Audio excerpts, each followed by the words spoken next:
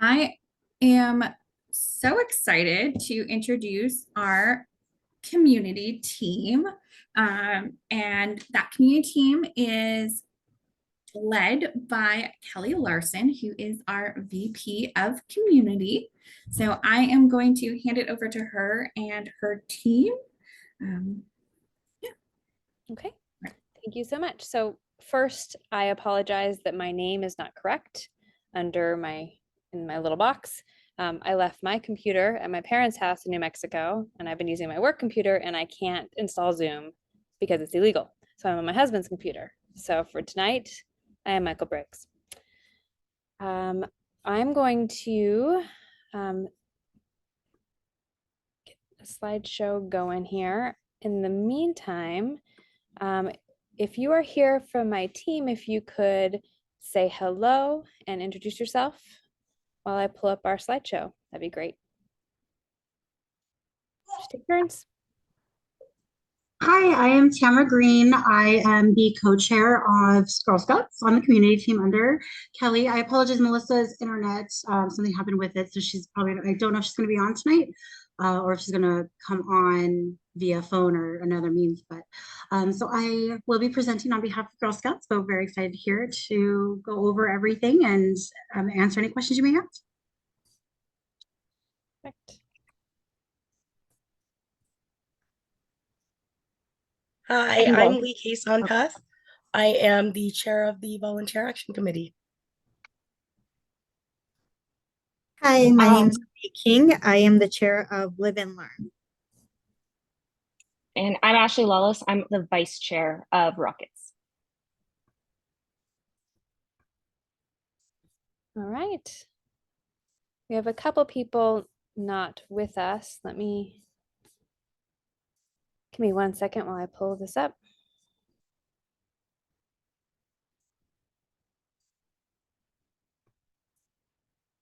My goodness, he has a lot of stuff open.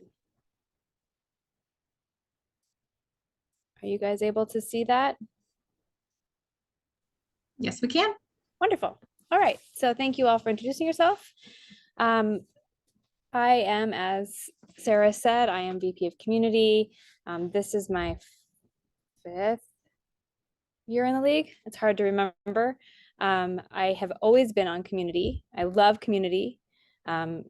Before holding this position, I was chair and a committee member of Health Fest, which is a signature program that we have sort of shelved for a little bit. It used to be with the City of Phoenix. But this year, it's very exciting because we have a lot of new community partners, some really great volunteer opportunities, and then of course Rockets, which is a signature program, a much loved and sort of an established signature program within the Junior League of Phoenix. I love Community. I think that it is such an amazing opportunity, one, to get to know the Phoenix Valley better. There are places that I've been able to go and visit, and people I've been able to meet that I wouldn't have otherwise. So I think that that's a really unique opportunity. It's also one of the pillars of the Junior League. And so I feel like what the work we do really does help with that volunteerism and provide sort of, I don't know, a lot of really interesting work to the league, and to be a part of what that looks like and who we partner with outside of our community partners, I think is really a unique opportunity. So as I mentioned, not everyone was able to make it tonight, but the leaders that we have, myself, Kelly Fitzpatrick is not on the call, but Ashley is, Melissa Watson, Tamara Green is with us, Renee is with us, and Lee. It's a really dynamic group of women. I'm excited for you guys to hear from them this evening. So just a few things, please ask questions. Feel free to interrupt. I prefer those questions be asked than not. We love questions, and we really want to make sure that you guys leave here with a great understanding of community, who we are, what we have to offer, and yeah, feel free to ask questions. All right, let's get started with Rockets. Okay, so as Kelly mentioned, Rockets is one of the signature programs. It actually started in 2010. So while the other ones are new, this one has been here for a while. It's pretty well established.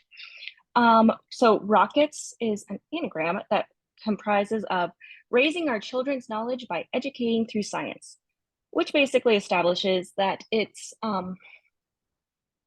the goal of it is to bring science to the community and to the young learners in the community. So Two Rockets is it's a two-pronged program. It involves the first Fridays at the Children's Museum and the teacher launch event, which will happen in the winter. This year it is on January 26th. So First Fridays is in Phoenix. The First Fridays is a pretty big event, and for the Children's Museum opens the museum up to families free of charge. So a lot of kids go through, a lot of families go through. It's a pretty popular event for a lot of families in the community. And we have a classroom that the Junior League of Phoenix has sponsored, and in that classroom we host a handful of STEM-based activities. So we just had one on in October, and we had some fun math games, a fun cup stacking event, which was really fun and exciting. We had some leaf rubbing with like crayons, and a fun football event, a little like paper football game. So they're fun little STEM activities for the kids. They come through. On the October event, we had about 200 kids. In the previous event before that, we had about 300. So it's a great way to really see a lot of kids at once, and to really help the community a lot.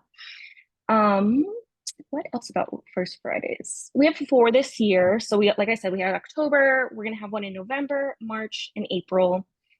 And yeah, it's a really fun event.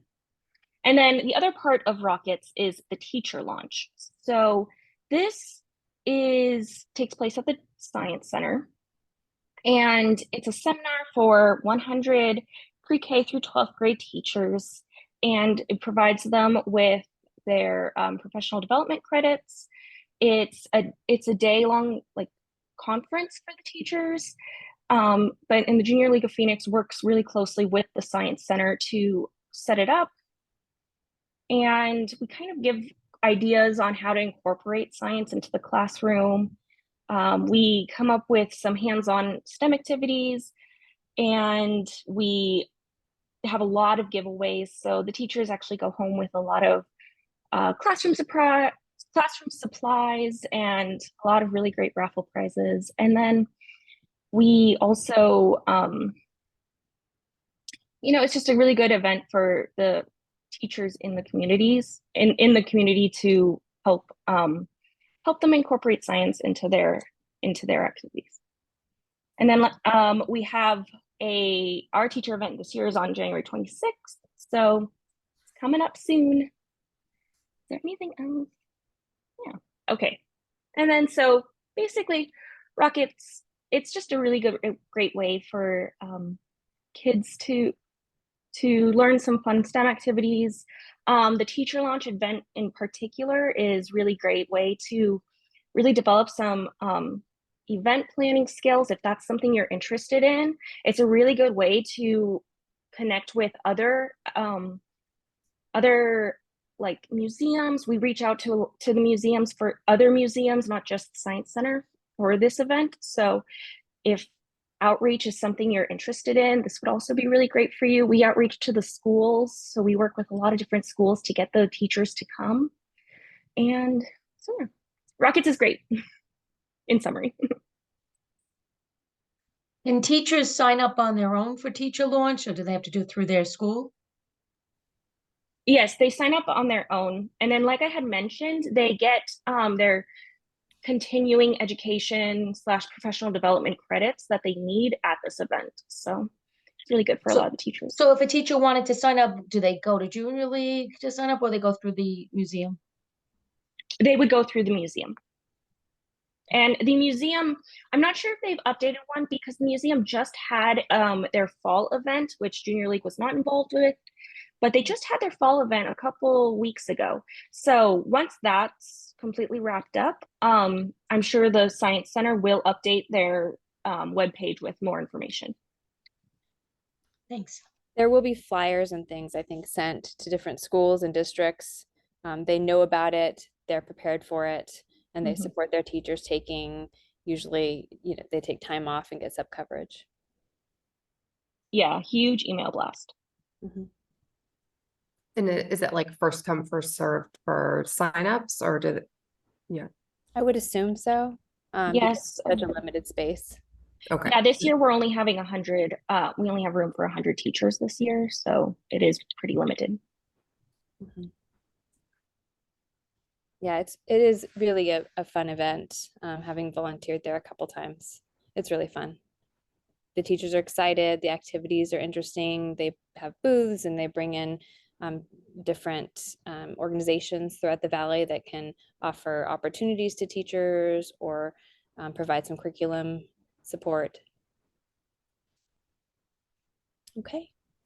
I'm curious with Rockets, really any of the committees, do all of the committee members go to every first Friday? Is that required? No. So first Friday takes place. We usually ask volunteers to arrive at 4:30 and then it goes to usually about 8. So that would be hard for a lot of people to expect them to do that every time we have a Rockets event. And then the teacher launch takes place during the school day or the work day on a Friday. So we do not expect the committee members to be at every single event. We ask that they attend 2. Now that could be set up for the teacher launch, which occurs on on either the Wednesday or Thursday before, and that would be in the afternoon, evening, or it could be during the teacher launch event itself. It could be one of the first Fridays. And if you're on one of the subcommittees, either the teacher launch subcommittee or the Rockets subcommittee, it doesn't matter. It's more about what works with your schedule. Okay, thank you. On Yes. Oh, sorry, go ahead. On that note, any of the committees, there are requirements. Most committees have multiple events, and there isn't an expectation that all committee members go to all events. We do a really good job of sort of dividing, depending on, the committee, and you'll hear from Girl Scouts and Live and Learn and everybody else, but usually it's interest-based or skill-based or just we need all these dates covered and everybody kind of pairs off. It is, committee work, and whatever your placement is part of your sort of job within the league. And then you have the opportunity to attend and get credits in other areas. But we try to make sure that it's balanced and doesn't demand too much because this is volunteer. When you're thinking about placement, usually the placements will give sort of an estimate of the amount of hours per month that you can expect to spend, which kind of gives you an idea. Does that help? Okay. All right. Any other questions before we move on? Perfect.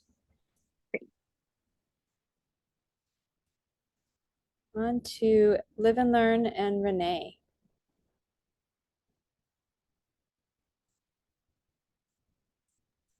Hey, so my name is Renee King, and I am a 4th year active. And similar to Kelly, I have known and only been on community services and community committees. I have been in leadership for 3 of the 4 years. Last year, I was just placed in a committee because I was pregnant and having my daughter and knew I couldn't commit to leadership. So, and you hear my daughter in the background, so I apologize for background noise. But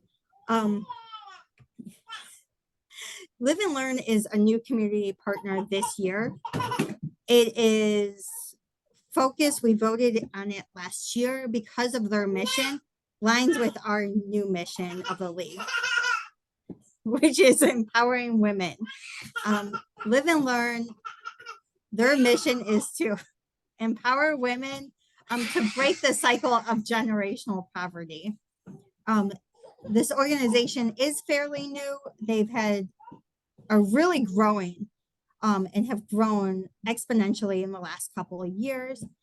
It is a focus, so it is a 2-year program where women work with peer partners and social workers who are on staff at Live and Learn, and they work on individualized one-on-one support for their clients. And that can be helping women focus on an educational track. So Live and Learn focuses on breaking the generational poverty by helping assist women to find careers that have financial security in the future. Of the 15 women that have graduated from this program to date, each of these women have a career of over $50,000. So this is really, they don't help with just certificate programs that have short-term, quick employment opportunities, but it's really about long-term career stability and success for financial security for their individual workers and for the future of their children. A lot of these women are single moms who are facing poverty and have had poverty throughout their life.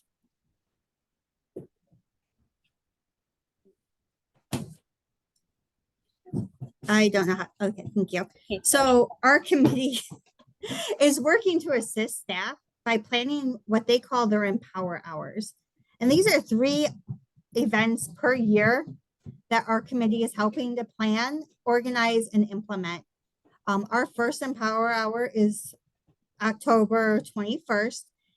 It is from 10 o'clock until 12:30. And the main goal of this is really to help supplement what they're learning on their one-on-one with their peer mentors. So they learn how to fill out applications. They learn some financial stability and balancing a checkbook or working on a budget. But our job is to come assist them, provide them additional resources, knowledge, and networking opportunities with the members of the league. Our October event is focused on wellness. We have somebody coming in. We are starting off with a half hour of food and networking. So our volunteers from the league, as well as our committee members, are going to be there to network, really get to know these women and connect with them, because the league is a great opportunity for networking, and we may be able to help one of these women in even our career path. And so after that, we do have somebody, we're doing meditation, meditation, and then we're going to have a guest speaker to talk about how to envision a future, how to envision their future, what that looks like, and then how to create a vision board.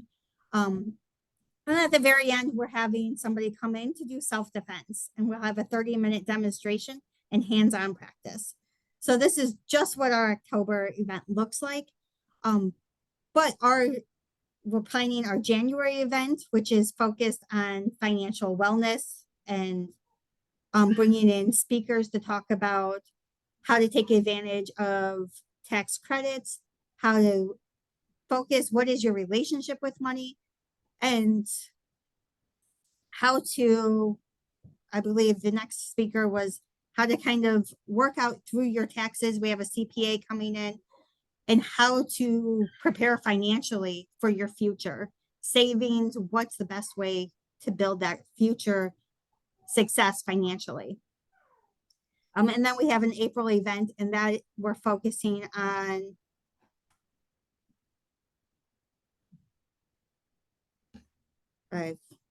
Oh, doesn't say, but we're just starting to plan that, and we have some guest speakers coming in to talk with the women on how the careers, what their careers look like.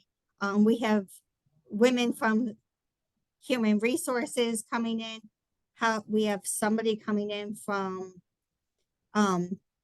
Dress for Success to talk about putting outfits together, how to dress for an interview. We have a photographer coming in to talk about to take headshots of the women, and somebody coming in to talk about how to promote yourself on social media like LinkedIn. So as a committee member, we do have requirements, and our requirements for the committee members is that you plan one event, which you attend and help put on, and then you attend one event and that you help volunteer at that event and support our committee. Each event has one guest speaker and a main group activity. And then we plan 2 to 3 breakout sessions. And part of the goal is to be there an hour early. We execute setup and then breakdown after the event. Our committee monitors day of activities, including the Junior League volunteers as a whole that are coming in to help support us for the day, where they're going to go, what room they're going to speak at, if they are speaking and being a guest speaker, and what the overall plan is for the day to help engage these women and network. Again, the Empower Hours are right now scheduled from 10 a.m. to 12:30. And we do have openings open for the October 21st event. And we are needing some additional volunteers if you're interested in learning more about the committee, being there, and really connecting with these women.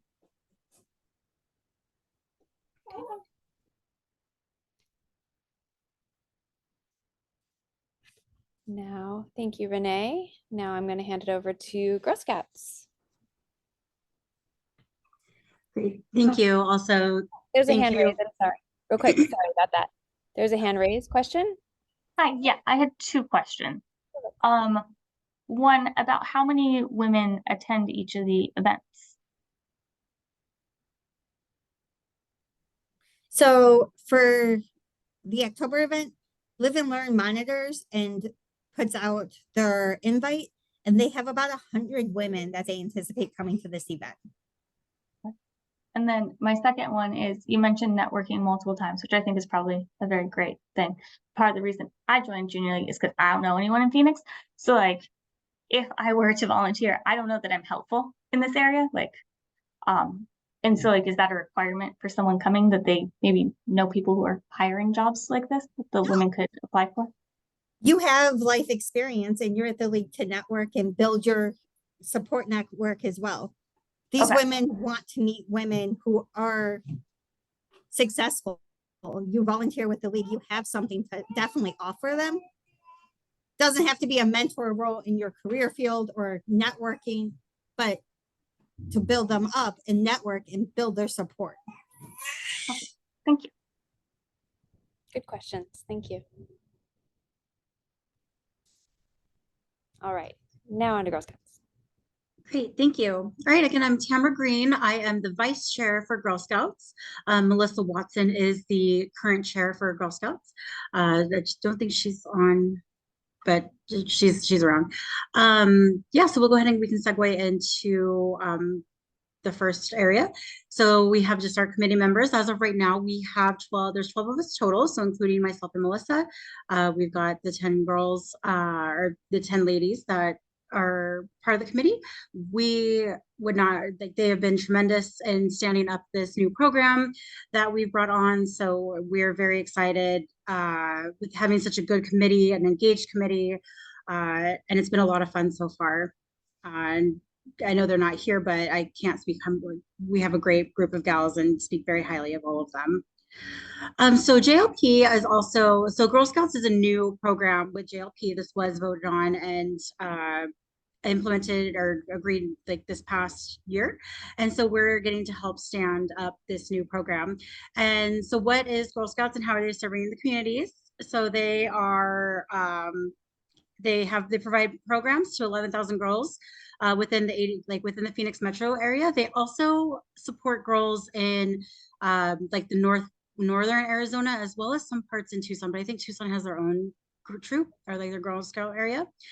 They serve girls from kindergarten through 12th grade and from every economic background. So primarily where a lot of our focus areas are within Girl Scouts. I apologize, I also have my son in the background. There are center support areas where we go into neighborhoods or parts of Phoenix that might not have a traditional troop in order to try to get girls to sort of sign up for free centers. They can come to the center for free, attend one of the sessions, do all the activities, and try to engage them where they wouldn't necessarily have that support as well. How JLP is partnering with Girl Scouts on the next slide. So we are doing multiple things. So again, this is our first year, our inaugural year. So what we're doing is this, so we have the center supports. We're currently at this moment supporting the Glendale and Mesa centers. So this is going to be where you get to be a Girl Scout troop leader for a day. As of right now, I think there's anywhere between 10 to 12 girls.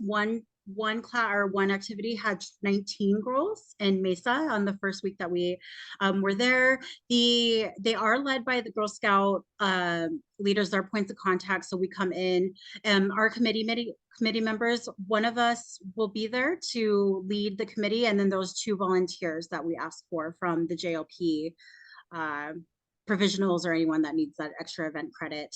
And what the Girl Scouts leader, they provide the agenda for the day, which is mostly was friendship bracelets. They were singing songs, dancing, and doing a couple of other things. So it's just a lot of fun going in and being with these girls and really just showing them different leadership skills and empowering young girls to just show that they can be at their fullest and they can achieve quite a bit in life. Additionally, we are in the next slide. They're launching their Girl Scout mobile building space. So it is a vehicle that will be traveling all around the Phoenix metro area as well as their northern camps and then other areas where they're going to be implementing their pillars, the STEM, outdoors, life skills, and entrepreneurship. This is going to be where they come in and they can build science experiments or whatever activity they have set for the day, and that building, that space just can go anywhere that is needed. So this was originally slated to go live in October. However, there were some delays. It's getting pushed to November for the unveiling. However, on October 24th, we are partnering to help load and build load all their materials into their space. And then that should be fun. It's only for a couple hours from 4 to 6 on the 24th.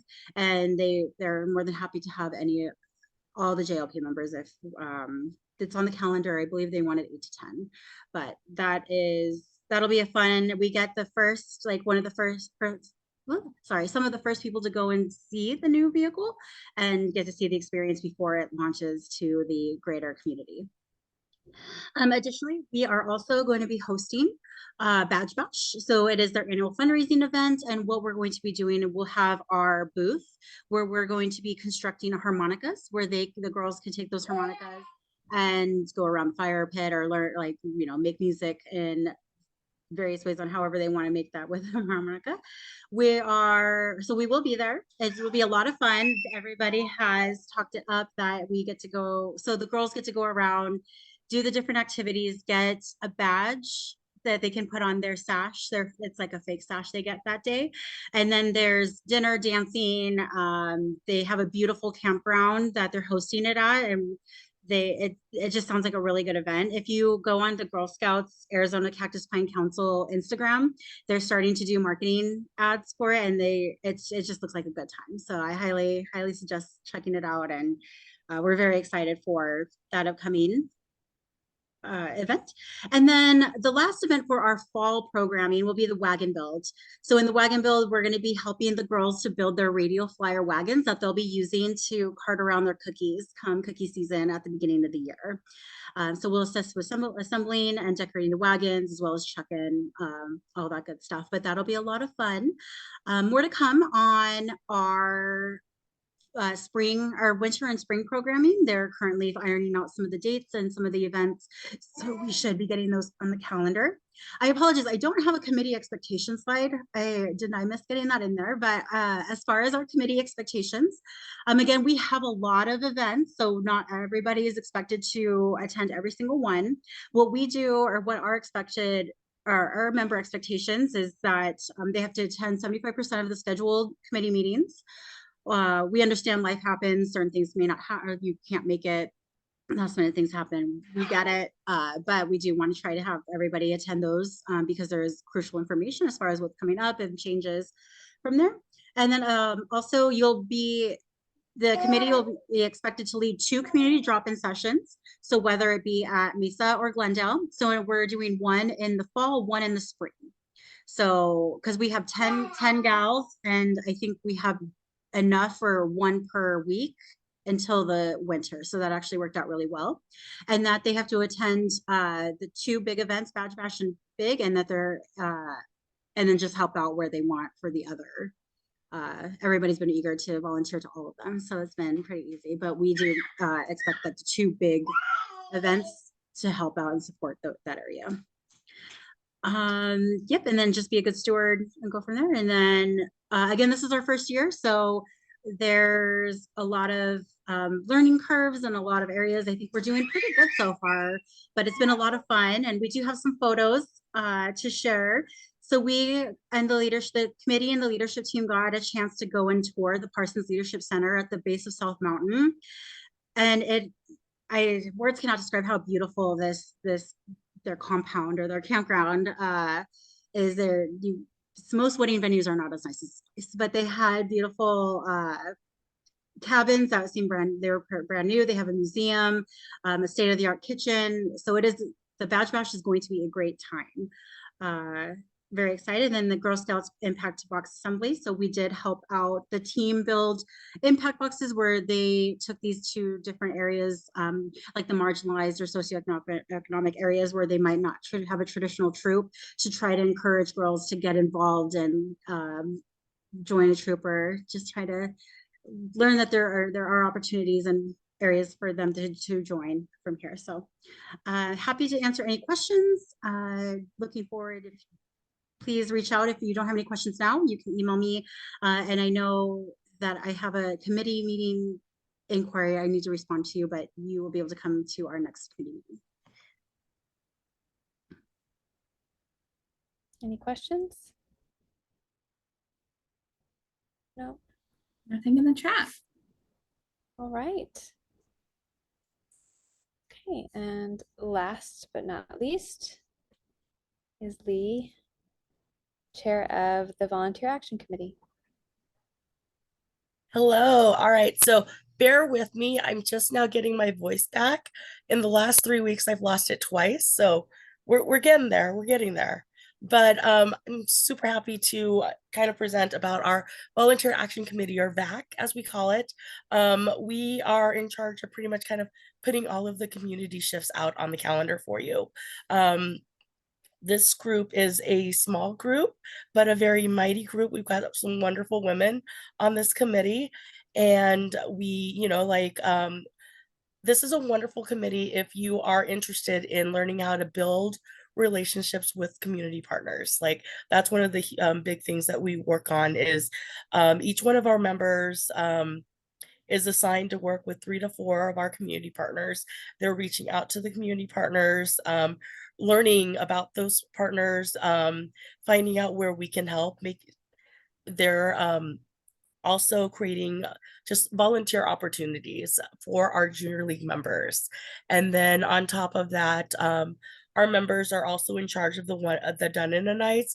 Each committee member is in charge of one. So they go to, they're assigned to go to one GMM, and then they basically take charge of everything having to do with the done in a night for that GMM.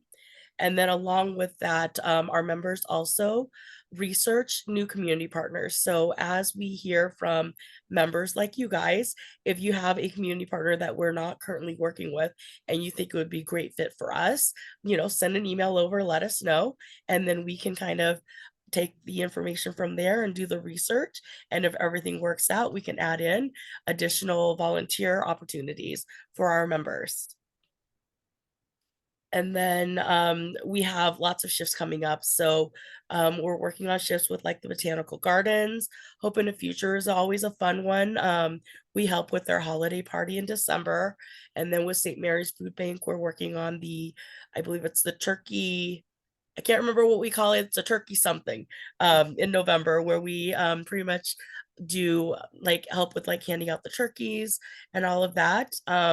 Our trunk or treat event, I can say I just looked at the calendar, it is officially full, but we do have events coming up, like as the other chairs have talked about. We have events coming up for Girl Scouts that are available this month, so get on that calendar and sign up to meet some new members and also help out with our community. If you have any questions about our committee, anything along that line, things that we do, feel free to reach out. One of the other things that's nice with our community, with our group, is that a lot of the things that we do is virtual. So if you're someone like me, I travel a lot for work, which means if I'm lucky, I'm home maybe 1 or 2 nights a week, like during the week. Which means that I have to do things that, everything has to be done over the internet, virtual, whatever.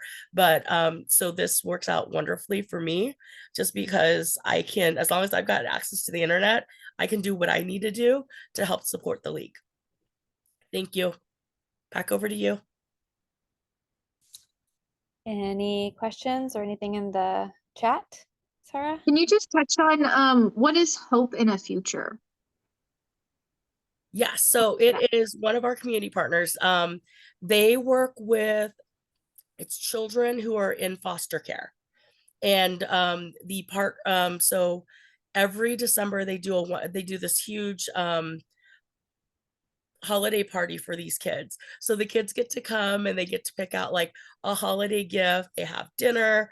And what we do for it is we help with the prep work in terms of the decorating, just the setup. And then we also have people there who actually help at the party itself. So like they'll have like different activities and we'll have volunteers there to help with that.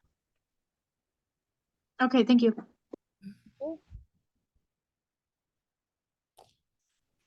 So a couple things I was thinking as my amazing committee was presenting to you. This is the first year we have with Girl Scouts and Live and Learn. Live and Learn is a relatively new nonprofit. And so they're really building and look to us as part of this relationship to help them reach more women, have more retention of these women through the program, and have more success. Girl Scouts is obviously a very established organization for girls, but we felt like that partnership was really valuable because when we think about our focus area of women and girls, we get to really impact both groups, through the life cycle of a woman, and that is exciting to the league. We are developing this relationship. So last year there was a request for proposal. Lots of different organizations submitted these proposals. And as a league, we selected after, rounds and rounds, Girl Scouts and Live and Learn. And so there was an outline of, this is what we'd like for you to do. And then of course there's a relationship there with some monetary, that we give them money every year and we support them through volunteer hours. And our committees are really doing a good job of figuring out, okay, what does this look like? And I think that's the hard part about a building year, is trying to understand where the need is, how it aligns with what the junior league can do, wants to do. And so it's really just sort of like, well, let's see how it works this year. Let's do as much as we can, follow our gut, really do our best to impact the community and then reassess. So, you know, as you guys think about your placements and you think about, you know, what calls to you within the league, there is really room to make some of these things your own and to kind of take them in a way that you feel like best fits the league, which is, I think, very exciting to our committees and our chairs. And we'll see how the relationships grow. It's been very exciting so far, and I think the opportunities are more than we could have asked for, and we're really seeing already a lot of great collaboration and success.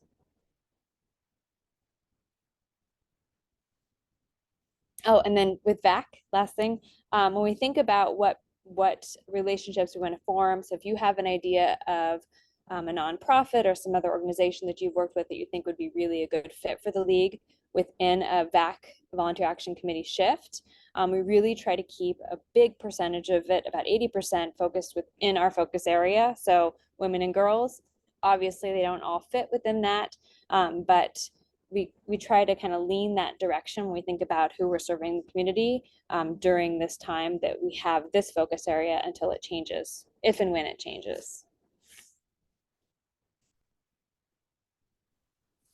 Great. Question. It looks like we have a question in the chat. Does this committee also evaluate an organization's financial information when deciding partnership opportunities, or is that another committee within the league? Do you want to talk about that at all? So this committee does not. When we were thinking about, you know, we did the focus area change the year before last, and the last year, as I mentioned, was seeking the RFPs for who our new community partners would be. That was a subcommittee, CR&D, Research and Development. I was a part of that subcommittee. So it's a group of women, sustainers, actives from lots of different areas who were selected or volunteered to be a part of that committee. And we reviewed every packet. The packets are extensive. There's a lot of information required, including financials. And within those financials, how they would like to use our money and where the money they have now, how they utilize it. So in analyzing that, we wanted to really look at partnerships where a lot of the money that either we give or other people provided went to the people they're serving, that it wasn't top heavy as far as a lot of, you know, the CEO gets a lot of money, but there's not a lot that goes down to the work they're doing. And then we look at financials every year from our partners. Did that answer your question? Thank you. I think that was great. So that is important when we are, as a league, deciding to give money to these organizations. We want to make sure that it's being utilized in a way that we can support. Any other questions?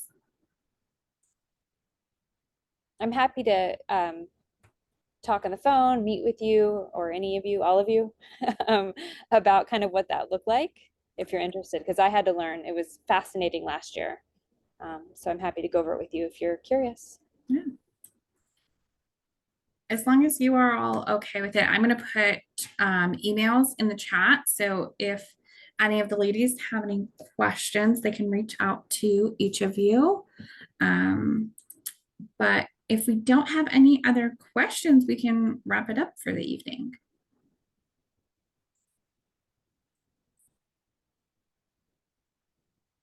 All right. Please feel free to reach out. I'm happy to answer questions at any time. We're really excited that you guys are with us as, you know, learning about the league. And I know that you'll find your fit. We just hope it's on community. I have to say, from my personal experience, community volunteer shifts are always my favorite. They're always that's how I like to get my event credits for the most part if I can. So I always love doing community shifts there. And really, Rockets, if you like kids, is so much fun. It's messy and wild and nonstop, but it's amazing. So it's so much fun. At the last event, we had this just last Friday, we had a cup stacking event. It got so competitive, siblings against siblings, friends against friends. It was such a fun time. It's great. Okay, well, Thank you, ladies. Provisionals, if you please put your name in the chat, I'll make sure that you get credit. I will stick around for a little bit longer in case anybody has any questions.